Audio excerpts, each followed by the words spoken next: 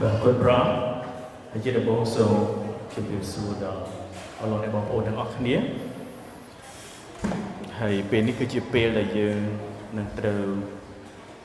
sắc xa pra bần tu pra ông chụp mùi khía. Hãy dương nâng sắc xa pra bần tu pra ông và to tiết cô lốc chụp bù bí vì muốn như mình cầm rô khó đọc vào mùi để khó một phây bấy về tại đời xa về bế lại ở chọc được chính xác như một rùm trầm đọc vào mùi từ đó khó đọc lòng buồn và lý tay bà pre công pi cô lô chụp bù bí khó đọc vào mùi để khó đọc lòng buồn khởi hãy sớm an cho mùi khía đối chứ này cùng tục áo điện là nâng tiên điện rồi khía vì rương châm này à hà rư rương phật rư vì rương bẩn ngày chôl khải rư ngày chọc sầm rạ lời sự cái đấy tiếng nịch chia sầm màu nịch ca đã trầu một tai tua rút ông nụ cứ chia bạch Christ cùng oi nệ na bánh cháo dục rồng buồn rồi bỏ nệ rồi khnia tam tài chật lại đời kếประพฤติបែបសុភាពទាំងថ្វាយបង្គំពួកទេវតាទាំងសោកសៀតចូលទៅក្នុងការដែលខ្លួនមើលមិនឃើញហើយមានចិត្តប៉ោងឡើងដោយគំនិតខាងសាច់ឈាមគេនោះគេមិនកាន់ជាប់តាមព្រះសិរសាទេដែលដោយសារសិរសានោះរូបកាយទាំងមូលបានមានកម្លាំងហើយជាប់គ្នាដោយសារសន្លាក់និងសរសៃទាំងប៉ុន្មានឲ្យបានចម្រើនឡើងដោយសេចក្តីចម្រើនរបស់ព្រះបើសូមសរុបជាអធិដ្ឋានជាមួយខ្ញុំអោព្រះវរបិតានៃយើងខ្ញុំដែលគង់នៅឋានសួគ៌នៅពេលនេះទូបង្គំយើងខ្ញុំទាំងអស់គ្នាកំពុងសិក្សាព្រះបន្ទូលរបស់ព្រះអង្គនៅព្រះគម្ពីរកូឡូសចំពុក2ខ16ដល់ខ19ព្រះអង្គអើយទូបង្គំយើងខ្ញុំសូមប្រាជ្ញាពីព្រះអង្គសូមព្រះវិញ្ញាណបរិសុទ្ធទ្រង់បានដឹកនាំឲ្យទូបង្គំយើងខ្ញុំទាំងអស់គ្នាបានយល់អំពីព្រះបន្ទូលទ្រង់ប្រយោជន៍ឲ្យទូបង្គំយើងខ្ញុំទាំងអស់គ្នាបានធំចម្រើនឡើងខាងឯកាស្គាល់បំណងព្រះハតីទ្រង់ឲ្យទូបង្គំយើងខ្ញុំទាំងអស់គ្នា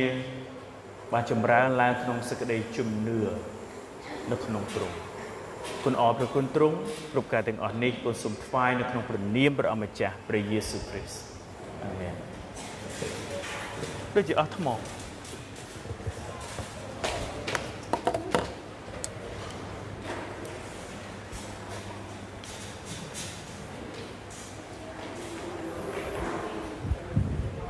បាទយើងឃើញនេះគឺជាព្រះបន្ទូលដែលសាវកពលបាន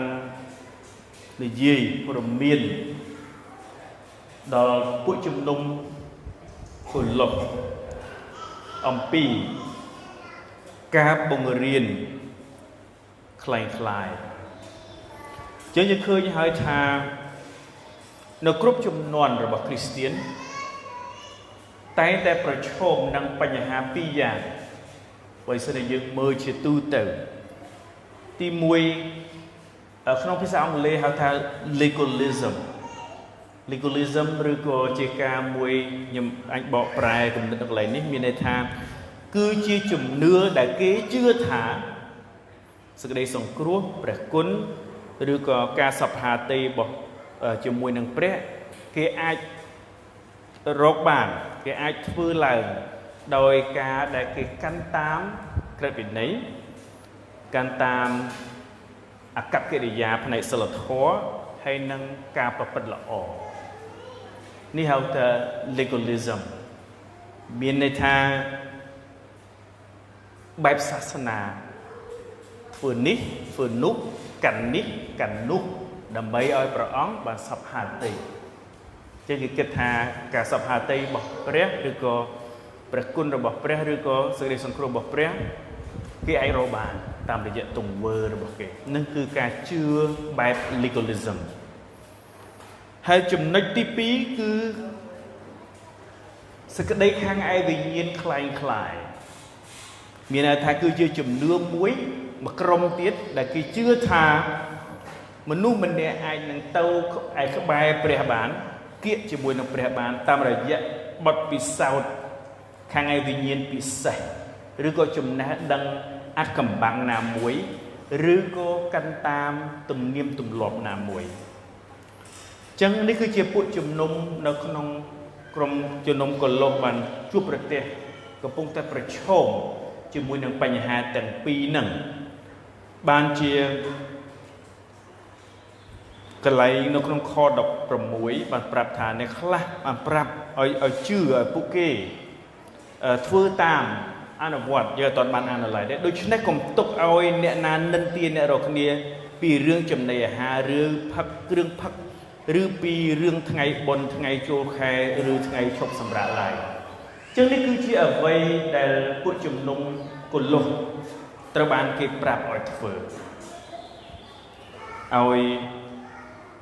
គិតអំពីចំណីអាហារដូចតាមយើងកាន់តាមពួកយូដារបៀបច្បាប់ក្រឹតវិន័យនៃពួកយូដាបងប្អូនអ្នកគ្នាបានជ្រាបហើយចាហើយនឹងពិធីបុណ្យទំនៀមទម្លាប់ប៉ុន្តែសាវកពលគេបានឆ្លើយឲ្យថាគឺព្រះយេស៊ូវតែមួយអង្គគឺគ្រប់គ្រាន់គឺព្រះយេស៊ូវគ្រប់គ្រាន់មានន័យសាវកពលចង់និយាយថា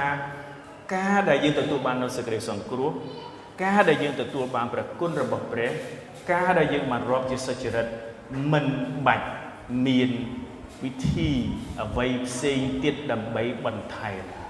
ដូចជាការដែលត្រូវជ្រើសរើសអាហារដែលត្រូវញ៉ាំគ្រឿងដែលត្រូវផឹកវិធីដែលត្រូវយើងកាន់តាមនោះទេនេះគឺជាអ្វីដែលសាវកពលព្យាយាមទៅកាន់ឆ្លើយទៅកាន់ពួកអ្នកដែលបង្រៀនខុសឆ្គងឬគ្រូខុសឆ្គងទាំងអស់នោះនៅក្នុងនេះកុំដូច្នេះកុំទុកឲ្យអ្នកណានិន្ទាអ្នករកគ្នាពីរឿងចំណីអាហារឬគ្រឿងផឹកឬថ្ងៃបុណ្យឬថ្ងៃចូលខែថ្ងៃឈប់សម្រាកឡើយសាវកពលបានចាប់ផ្ដើមចំណុចនេះដល់ពាក្យថាដូច្នេះបងប្អូនអាចឃើញជាធម្មតាពាក្យដូច្នេះគឺជាពាក្យដែលសន្និដ្ឋានប្រយោគសន្និដ្ឋានជាយើងបានរៀនពីសប្តាហ៍មុនហើយថាហេតុអ្វីបានជាយើងប្រើពាក្យដូច្នេះសាវកពលប្រើពាក្យដូច្នេះទាំងអស់នេះយើងអាចនឹងឃើញនៅក្នុងចំពុក2ខ13ដល់ខ15សាវកពលបាននិយាយហើយថាបញ្យល់ឲ្យថាទំនាក់ទំនងរបស់យើងរាល់គ្នាជាមួយនឹងព្រះគឺ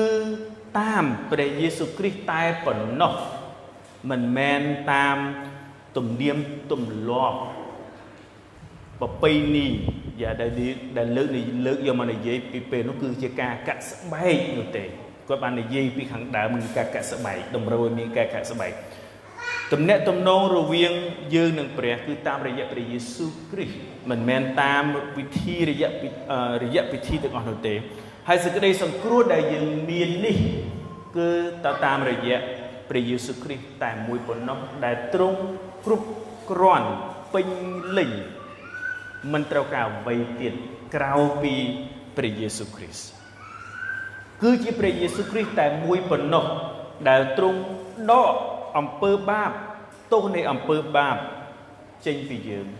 គឺព្រះយេស៊ូវគ្រីស្ទតែមួយប៉ុណ្ណោះដែលទ្រង់បានស្ដារទំនាក់ទំនងរវាងយើងនិងព្រះគឺជាព្រះយេស៊ូវគ្រីស្ទតែមួយប៉ុណ្ណោះដែលទ្រង់បានយកឈ្នះលើអំណាចរបស់អរិយសាតានវិញ្ញាណអាក្រក់ដែលប្រឆាំងនឹងយើងដូច្នេះនេះគឺជានៅក្នុងខ16នេះយើងឃើញរបៀប2យ៉ាងយ៉ាងហោចណាស់ដែលនិយាយអំពីគ្រូខ្លែងខ្លាយការបង្រៀនខ្លែងខ្លាយសាវកពលអត់បាននិយាយឲ្យចំថាឈ្មោះអីក្រុមណានិកាយណានៅកន្លែងណាទេប៉ុន្តែសាវកពលបានផ្ដល់នៅគំនិតជាការកក់សម្គាល់ថាអ្វីទៅជាការបង្រៀនខ្លែងខ្លាយយើងអាចឃើញ ទីមួយគឺតម្រូវឲ្យកាន់តាមក្រឹតវិន័យរបស់លោកម៉ូសេយើងបានឃើញហើយបងប្អូនទាំងអស់គ្នាក៏បានឃើញនៅក្នុងព្រះគម្ពីរសញ្ញាចាស់តាក់ទងទៅនឹងក្រឹតវិន័យដូចជាកុំឲ្យញ៉ាំសាច់ជ្រូកបងប្អូនអាចដឹងកុំឲ្យញ៉ាំសាច់សត្វដែលមានកញ្ចក់ជើងឆែកឬក៏សត្វដែលមួយចំនួនឬក៏ហាងមួយចំនួនដែលត្រូវបានចាត់ទុកថាអត់ស្អាតចា៎កន្លែងនេះយើងមិនបាននិយាយថាប្រឆាំងជាមួយនឹងព្រះគម្ពីរសញ្ញាចាស់ទេកុំឲ្យយល់ច្រឡំព្រះគម្ពីរសញ្ញាចាស់នៅតែជាសេចក្តីពិតជាព្រះបន្ទូលរបស់ព្រះប៉ុន្តែ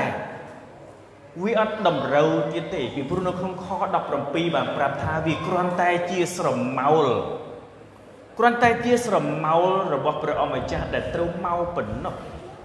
ហើយព្រះអម្ចាស់នោះតែត្រូវមកហើយគឺយើងអត់ត្រូវការស្រមោលទៀតទេអត់តម្រូវឲ្យស្រមោលទៀតទេដូច្នេះព្រះគម្ពីរសញ្ញាចាស់គឺបង្រៀនឲ្យយើងស្គាល់អំពីរបៀបដែលព្រះអង្គបានតាំងឡើងដើម្បីចង្អុលបង្ហាញទៅព្រះអង្គសង្គ្រោះមួយអង្គគឺព្រះយេស៊ូវគ្រីស្ទមិនមែនយើងមានព្រះយេស៊ូវគ្រីស្ទហើយគឺយើងត្រឡប់ទៅកាន់ស្រមោលទំនៀមទម្លាប់នោះទេយើងឃើញបងប្អូនអាចឃើញនៅបច្ចុប្បន្នពួកគ្រីស្ទានទៅដល់គេជួយចិត្តនិយាយអំពីអាហារផឹកនេះមិនបានញ៉ាំនេះមិនបានញ៉ាំនោះមិនបានអ្នកខ្លះរហូតដល់អ្នកខ្លះគាត់ជ្រើសរើសនៅក្នុងការញ៉ាំហើយគាត់ក៏និន្ទាគ្នាទៅវិញទៅមកតែអូអ្នកនោះញ៉ាំសាច់ឬក៏អ្នកនោះញ៉ាំតែបន្លែអ្នកនោះញ៉ាំសាច់អាហារដែលមិនស្អាតដែលព្រះគម្ពីរសញ្ញាចាស់បានប្រាប់គេលើកមកចឹងកន្លែងនេះគឺជាការដែលយើងអត់ត្រូវកាន់តាមច្បាប់ឬក៏ក្រឹតវិន័យរបស់លោកម៉ូសេទៀតទេដែលទៅនឹងការញ៉ាំនេះគឺជាអ្វីដែលចង់បញ្ជាក់ជាមួយបងប្អូនពួកជំនុំទាំងអស់ពីព្រោះបច្ចុប្បន្ននេះមានអ្នកដែលនិន្ទាគ្នារហូតដល់គេជ្រើសរើសអត់ញ៉ាំប៉ុន្តែបងប្អូនញ៉ាំឬក៏មិនញ៉ាំអង់គ្លេសហៅថា personal conviction គឺជាការដែលប្រកាន់យកផ្ទាល់ខ្លួនទេចង់ញ៉ាំតែសាច់អានឹងឲ្យតែដោយគោរពដល់ព្រះអម្ចាស់អត់អីតែញ៉ាំសាច់ឲ្យតែគោរពប្រតិបត្តិដល់ព្រះអម្ចាស់អត់អីទេញ៉ាំអីក៏បានដែរឲ្យតែយើងបានគោរពទៅដល់ព្រះអម្ចាស់យើងអាចឃើញខ្ញុំគិតថាខទាំងអស់នេះគឺបង្រៀនបន្ថែមតែពុទ្ធសាសនាពលគាត់បង្រៀននៅក្នុងកាពីព្រះគម្ពីររ៉ូមចំពុក14ហើយបើតែយើងអានមួយផ្លែតយើងអានទៅកាពីរ៉ូមចំពុក14មួយផ្លែត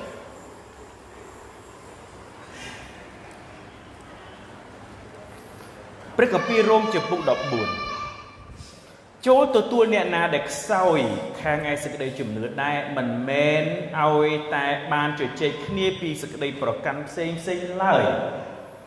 ត្បិតម្នាក់ជឿថាបរិភោគបានគ្រប់មុខទាំងអស់ម្នាក់ទៀតដែលខ្សោយបរិភោគតែបន្លែទេកុំឲ្យអ្នកដែលបរិភោគមើលងាយដល់អ្នកដែលមិនបរិភោគឡើយក៏កុំឲ្យអ្នកដែលមិនបរិភោគនិន្ទាចំពោះអ្នកដែលបរិភោគដែរត្បិតព្រះទ្រង់ទទួលអ្នកនោះដូចគ្នាអបជាតើអ្នកជាអ្វីដែលនិន្ទាបើបម្រើរបស់គេអ្នកនោះឈរ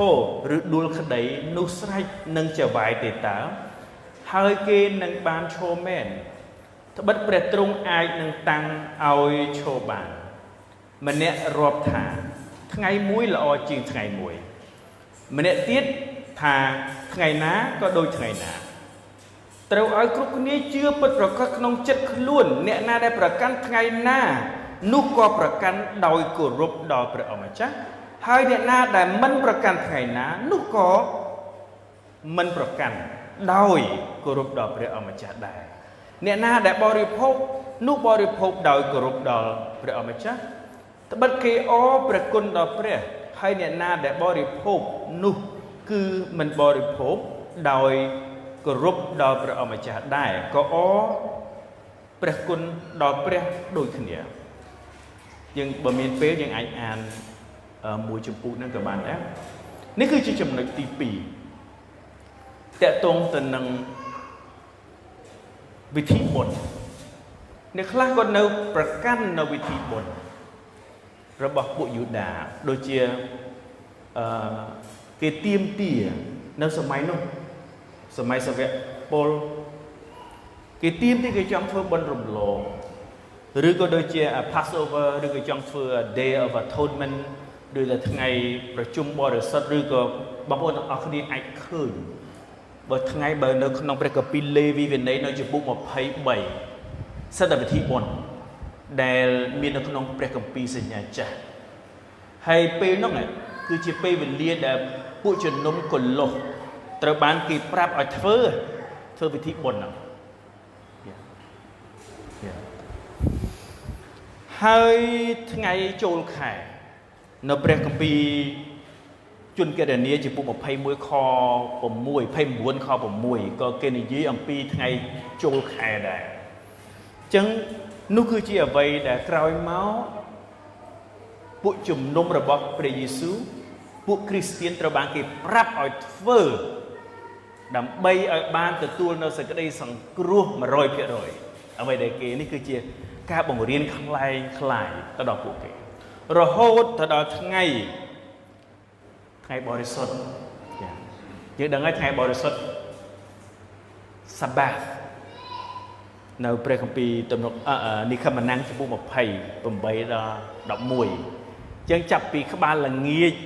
ថ្ងៃសុក្ររហូតទៅដល់ហ្នឹងហើយថ្ងៃលិចថ្ងៃសៅរ៍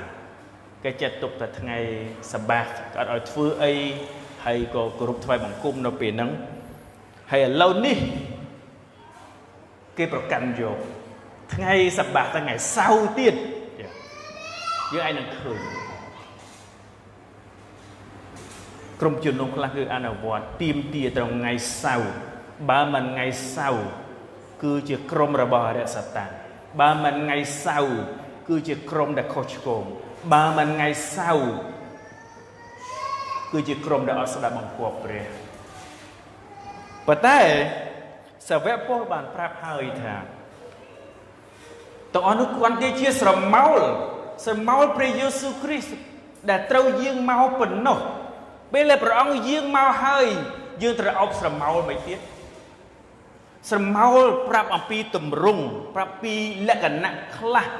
នៃតួអង្គដែលត្រូវមកប៉ុណ្ណោះប៉ុន្តែនោះមិនមែនជាតួអង្គដែលត្រូវមកទេគ្រាន់តែជាស្រមោលគ្រាន់តែជាសញ្ញាណគ្រាន់តែជាសញ្ញាគ្រាន់តែជាការដែលបង្ហើបឲ្យដឹងខ្លះអំពីព្រះអង្គដែលត្រូវមកទេប៉ុន្តែព្រះអង្គនោះបានយាងមកហើយគឺជាព្រះយេស៊ូវគ្រីស្ទដូច្នេះយើងមិនត្រូវអោបស្រមោលទាំងអស់នោះទៀតទេគឺយើងអោបព្រះយេស៊ូវគ្រីស្ទអ្នកណាគេត្រូវការស្រមោលឬក៏និយាយស្រួលបួលទៅអ្នកណាគេចង់បានរូបថតមួយទៀតចង់បានមនុស្សនឹងពិតគេមានខ្មែរយើងអ្នកខ្លះបានរូបថតអ្នកខ្លះបានម្នាក់នឹងពិតមានទេយ៉ា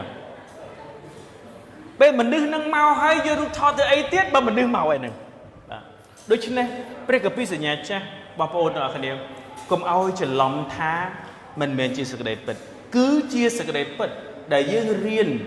ពីព្រះបន្ទូលទាំងនោះឲ្យស្គាល់រឿងរ៉ាវដែលតាក់ទងទៅនឹងព្រះអង្គសង្គ្រោះរបស់យើង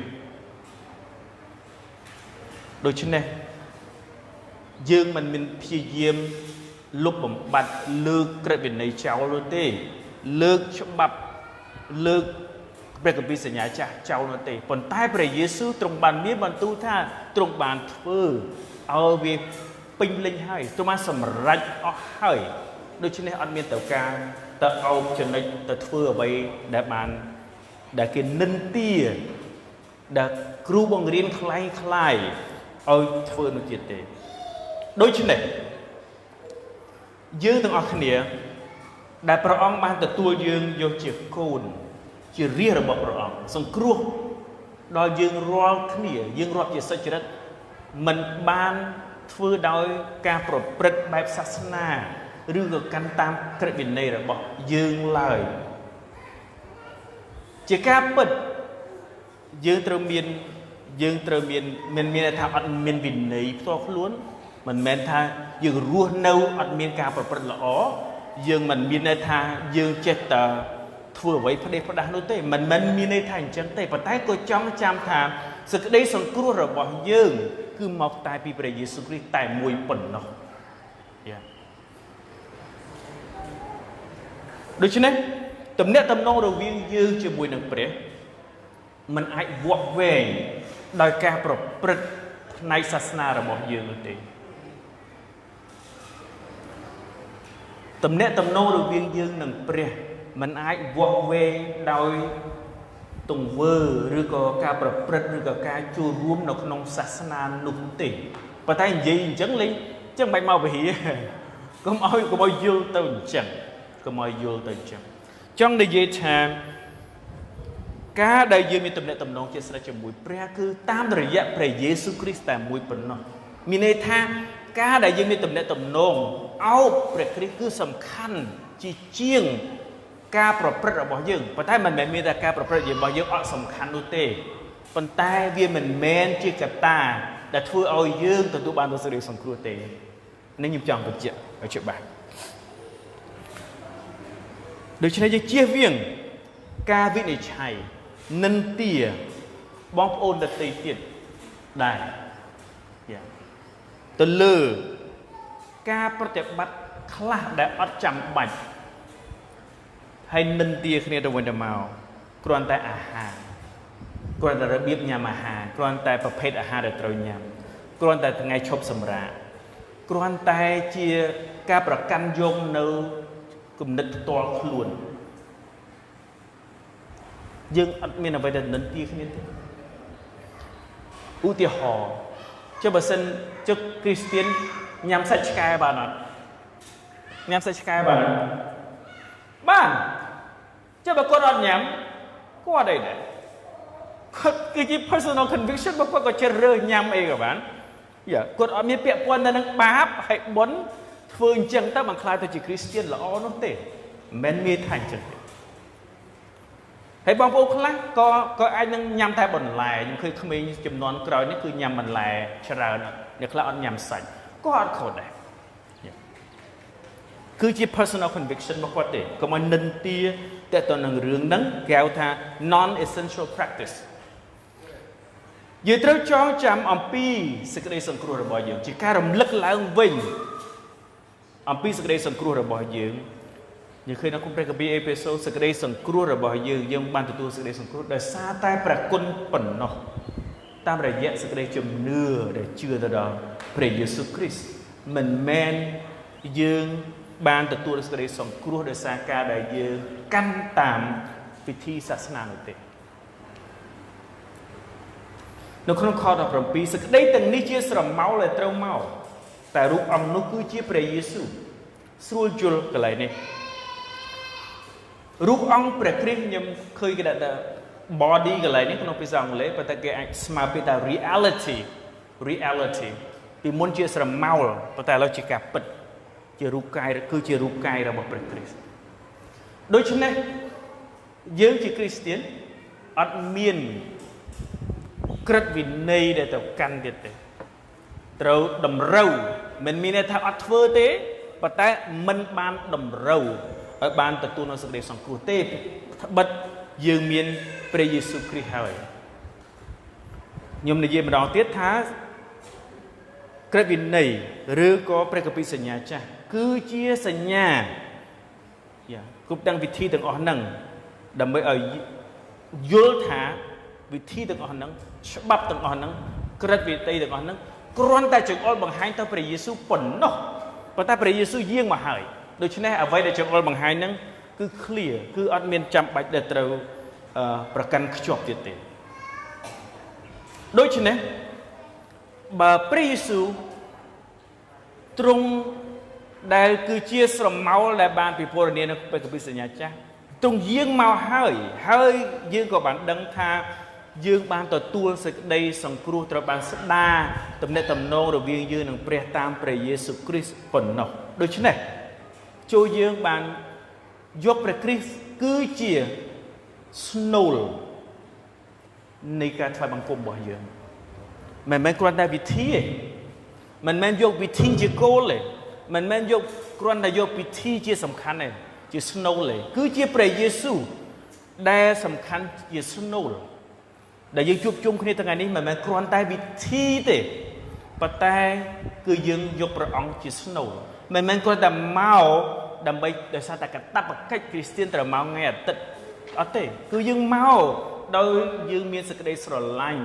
ដល់ព្រះយេស៊ូវដែលព្រះអង្គបានសង្គ្រោះយើងឲ្យរួចពីអំពើបាបព្រះអង្គបានរងទុក្ខព្រះអង្គសង្គ្រោះយើងឲ្យរួចពីបាបព្រះអង្គស្ដារនៅទំនាក់ទំនងរបស់យើងជាមួយនឹងព្រះគឺតាមរយៈទ្រង់ការសិក្សាព្រះគម្ពីរ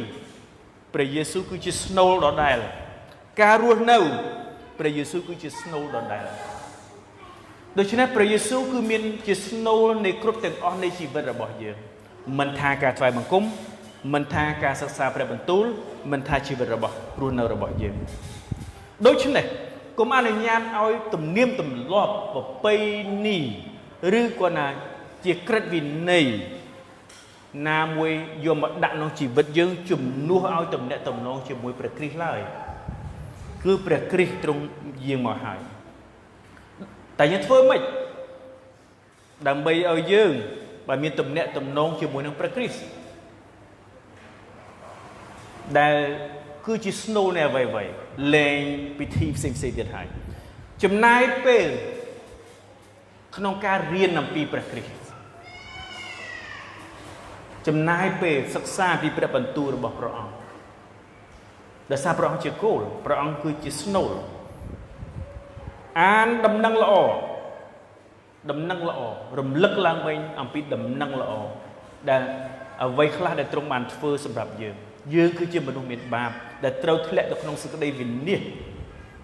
បឹងភ្លើងអកលជានិច្ចប៉ុន្តែដោយសេចក្តីស្រឡាញ់របស់ព្រះអង្គព្រះយេស៊ូវបានសគត់នៅលើឈើឆ្កាំងដកអស់ទាំងអំពើបាបយើងដកអស់ទាំងទោសនៃអំពើបាបយើងសង្គ្រោះយើងមិនតែប៉ុណ្ណោះទ្រង់បានសន្យាថានឹងប្រទានជីវិតអកលជានិច្ចដល់យើងនៅនគរឋានសួគ៌នេះគឺជាដំណឹងល្អដែលយើងត្រូវរំលឹករាល់ថ្ងៃបើសិនយើងមានភាពជិតស្និទ្ធជាមួយព្រះយេស៊ូវរឿងអ្វីផ្សេងទៀតវិធីផ្សេងទៀតអង់គ្លេសហៅថា secondary ជារឿងទី2ជារឿងបន្ទាប់បន្សំប៉ុន្តែរឿងទី1 primary things គឺជាព្រះយេស៊ូវដូច្នេះជាស្វែងរកទំនាក់ទំនងជិតស្និទ្ធជាមួយព្រះយេស៊ូវនៅក្នុងជីវិតរបស់យើងអញ្ចឹងនេះពីរចំណុចដែលយើងឃើញពីសេចក្តីបង្រៀនរបស់អ្នកគ្រូខុសឆ្គងបង្រៀនថាសេចក្តីសង្គ្រោះផ្អែកទៅលើការកាន់តាមសាសនាឬក្រឹតវិន័យហើយមួយទៀតគេលើកកម្ពស់legalism ការអនុវត្តសាសនាហ្នឹងជាងប្រគុណ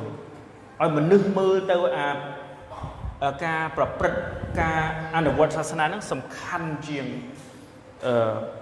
ព្រះគុណដូច្នេះនេះគឺជាមូលហេតុដែលគេបានបង្រៀននិន្ទាដល់ពួកគ្រីស្ទានថាកុំឲ្យបរិភោគនេះកុំឲ្យបរិភោគនោះកុំឲ្យផឹកនេះផឹកនោះគោរពថ្ងៃនេះគោរពថ្ងៃនោះដោយសារតែគេនាំឲ្យមនុស្សអត់ស្គាល់អំពីព្រះគុណរបស់ព្រះ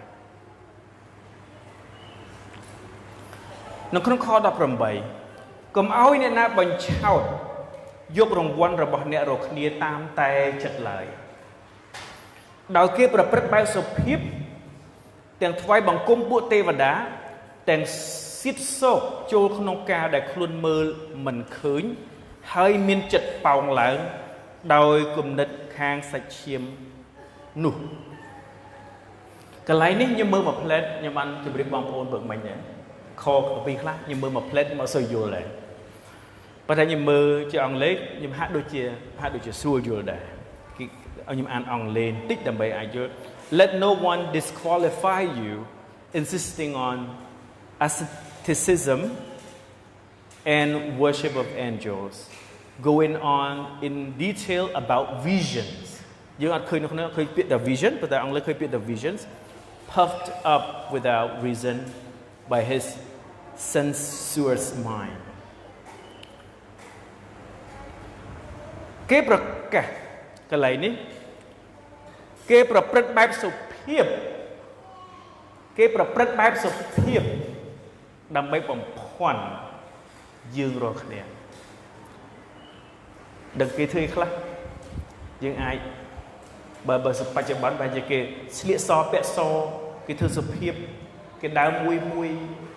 กี่นี่ยี่มวยสุภกี่ทีสุภาพกี่อัดห้า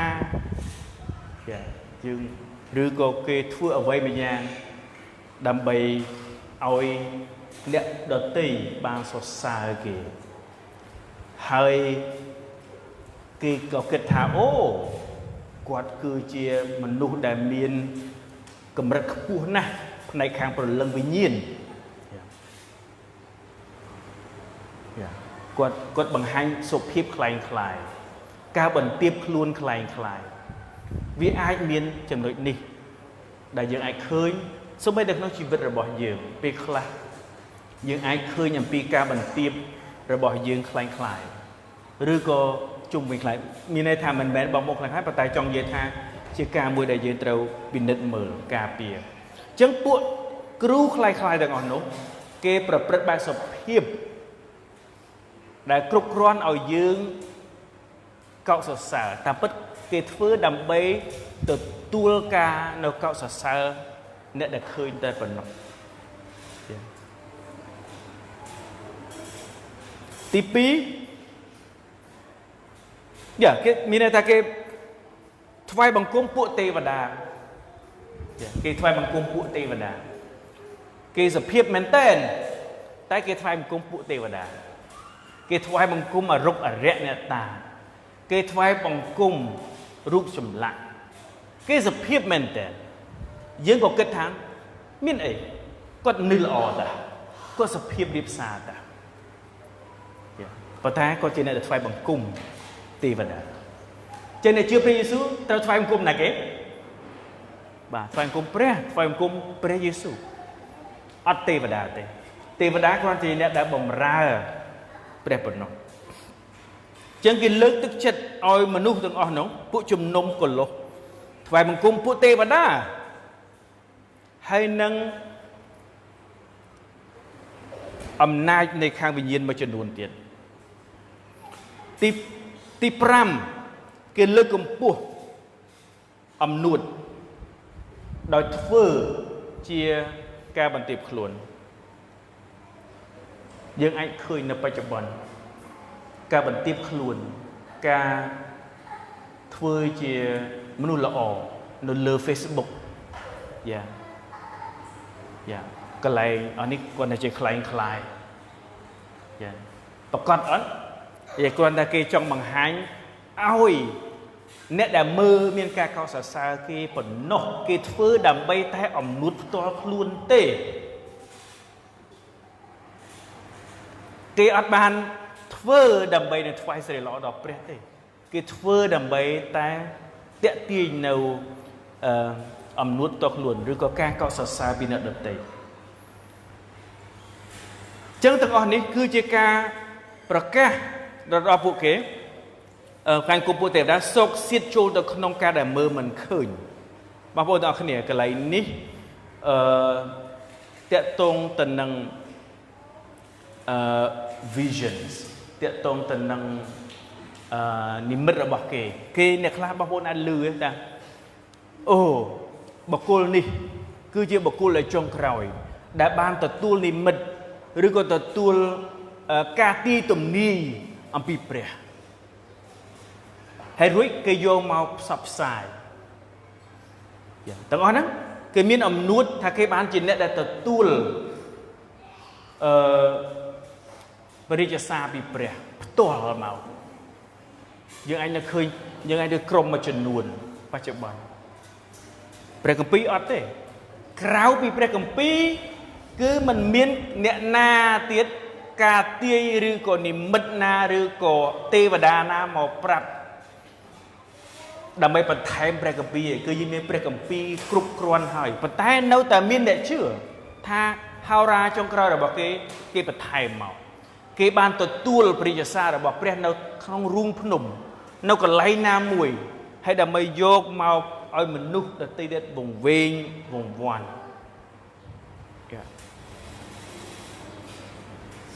ដូច្នេះនេះគឺជារបៀប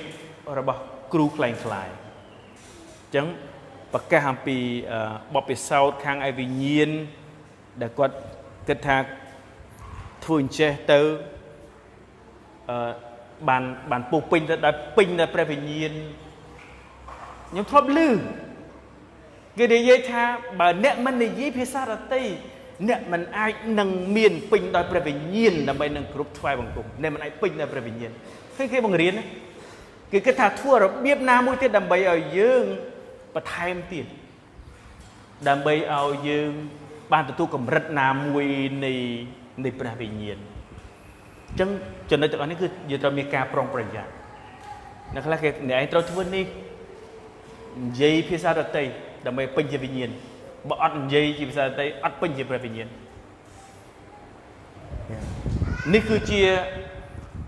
បទទំនាយដែលបើកសម្ដែងចុងក្រោយដែលគ្មានណាដឹងទេមានតែក្រុមនេះតែដឹង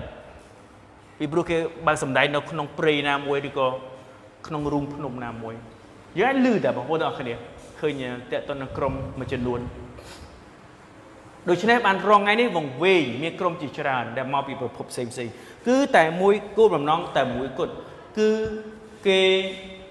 នាំឲ្យវង្វេងនឹងឯងឲ្យយើងបែរចេញពីព្រះយេស៊ូវនឹងឯងគឺជាអ្នកដែលបម្រើអរិយសតាំងចឹងគ្រូទាំងអស់នេះបង្ហាញថាគេមានចំណេះដឹងផ្នែកខាងពលិវិញ្ញាណដែលជ្រៅជាងគេគ្មានណាដឹងឯងមានតែគាត់ទេតែដឹងតាមគាត់បើសម្ដែងក្រៅពីព្រះគម្ពីរដូច្នេះតាមពិតទៅគេលើកកម្ពស់ការបន្ទាបខ្លួនខ្លាំងខ្លាយការថ្វាយបង្គំទេវតា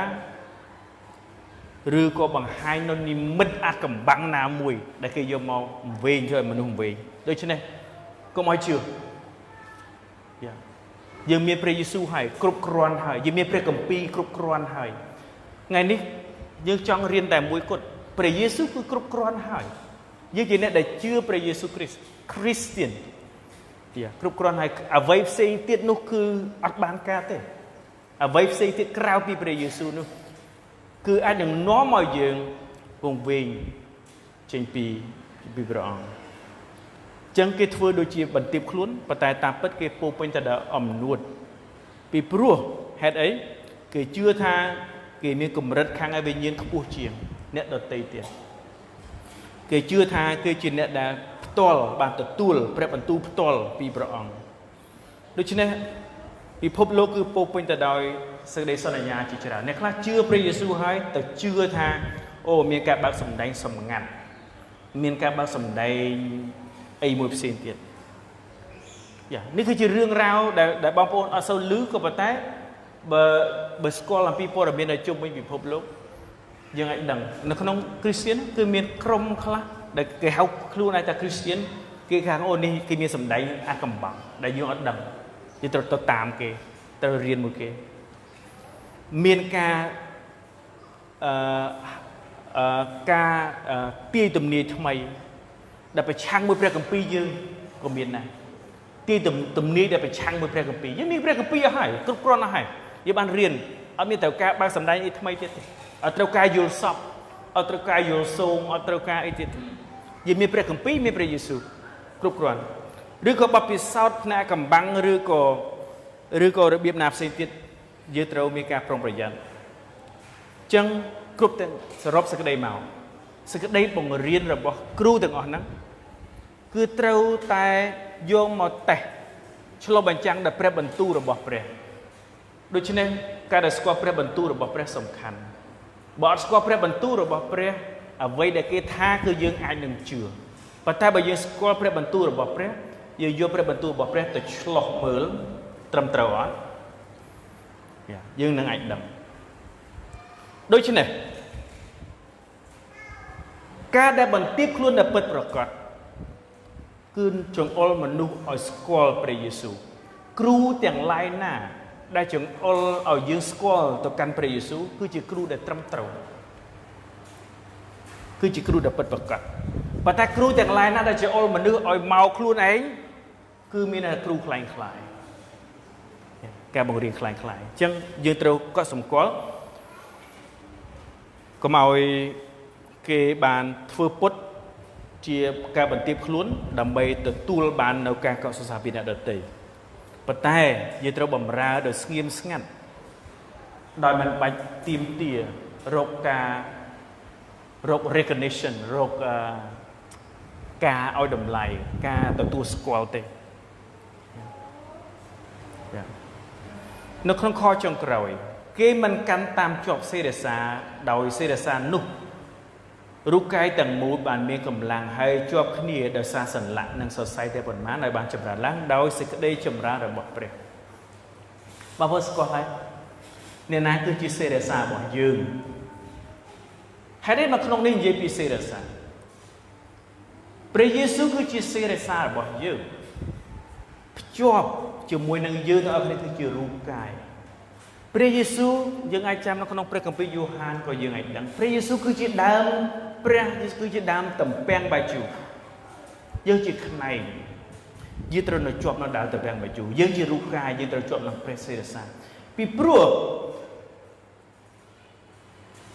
ព្រះសេរសាគឺជាប្រភពនៃការធំចម្រើនឡើងរបស់យើងធំចម្រើនឡើងខាងឯវិញ្ញាណធំចម្រើនខាងឯសេចក្តីជំនឿធំចម្រើនឡើងខាងឯជីវិតខាងព្រលឹងវិញ្ញាណទាំងតម្រេះប្រាជ្ញាគឺព្រះអង្គឲ្យជាប្រភពដូច្នេះរូបកាយគឺត្រូវជាប់នឹងក្បាលឬក៏សេរសាដែលទ្រង់គឺជាប្រភពមិនមែនវិធីសាសនាឬក៏ក្រឹតវិន័យជាក្បាលទេចឹងបើសិនតែយើងផ្ដោតទៅលើក្រឹតវិន័យឬក៏ទំនៀមទម្លាប់ឬក៏ការទាំងអស់នោះគឺមានន័យថាយើងអត់នៅជាប់ជាមួយនឹងសេរសាដែលជាប្រភពនៃរូបអាហារូបត្ថម្ភដើម្បីឲ្យយើងធំធាត់ទេដូច្នេះបានជាក្នុងខ19ចុងក្រោយនេះសាវកពលបាននិយាយអំពីសេរសាដែលសេរសានោះរូបកាយទាំងមូលមានកម្លាំងបើអត់មានសេរសាហ្នឹងគឺអត់មានកម្លាំងទេរូបកាយហ្នឹងហើយឲ្យបានចម្រើនឡើងដោយសេចក្តីចម្រើនរបស់ព្រះយើងទទួលបានសេចក្តីចម្រើនរបស់ព្រះគឺតាមតែរយៈព្រះយេស៊ូវគ្រីស្ទមួយប៉ុណ្ណោះដែលទ្រង់ជាសេរសាជាប្រភពនៃការផ្គត់ផ្គង់គ្រប់ទាំងសារជាតិគ្រប់ទាំងជីវជាតិទាំងអស់សម្រាប់យើងដូច្នេះជាចុងក្រោយសូមឲ្យយើងបានជាប់នៅជាមួយព្រះយេស៊ូវជាជាងជាប់នៅជាមួយអ្វីផ្សេងទៀតទាំងអស់អ្វីផ្សេងទៀតក្រៅពីព្រះយេស៊ូវគឺទី2ព្រះយេស៊ូវទី1អធិដ្ឋានទៅព្រះអង្គ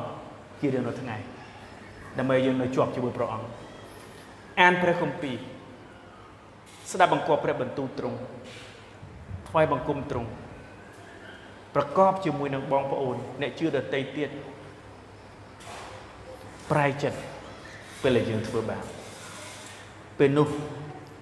គឺយើងបាននៅជាប់ជាមួយព្រះគ្រីស្ទហើយដែលទ្រង់គឺជាប្រភពនៃការចម្រើនឡើងខាងឯជីវិតព្រលឹងវិញ្ញាណរបស់យើងបាទសូមអរគុណសម្រាប់ចិត្តអធិដ្ឋានជាមួយខ្ញុំអោព្រះវរបិតានៃយើងខ្ញុំដែលគង់នៅឋានសួគ៌គុណអរព្រគុណទ្រង់សម្រាប់ព្រះបន្ទូលដែលព្រះអង្គបានរំលឹកឲ្យទូបង្គំយើងខ្ញុំទាំងអស់គ្នាជាថ្មីម្ដងទៀតអំពីសេចក្តីសង្គ្រោះនិងប្រគុណដែលទូបង្គំយើងខ្ញុំបានទទួលគឺតាមរយៈតែព្រះយេស៊ូវគ្រីស្ទមួយប៉ុណ្ណោះ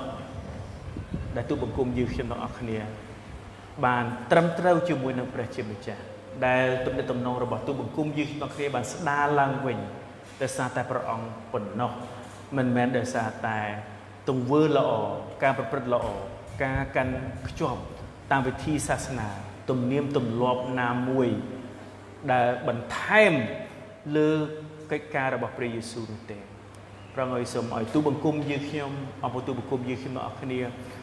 បានសម្លឹងមើលតែព្រះយេស៊ូវមួយប៉ុណ្ណោះព្រះអង្គគឺគ្រប់គ្រាន់ ហើយព្រះបន្ទូលទ្រង់ក៏គ្រប់គ្រាន់ក្នុងសេចក្តីជំនឿក្នុងការរស់នៅក្នុងការធំចម្រើនឡើងពីមួយថ្ងៃទៅមួយថ្ងៃរបស់ទូបង្គំយើងទាំងអស់គ្នាសូមទ្រង់ប្រទានពរដល់បងប្អូនទូបង្គំយើងខ្ញុំហើយគ្រប់ការទាំងអស់នេះគឺសូមថ្វាយនៅក្នុងព្រះនាមព្រះអម្ចាស់ព្រះយេស៊ូវគ្រីស្ទអាមែន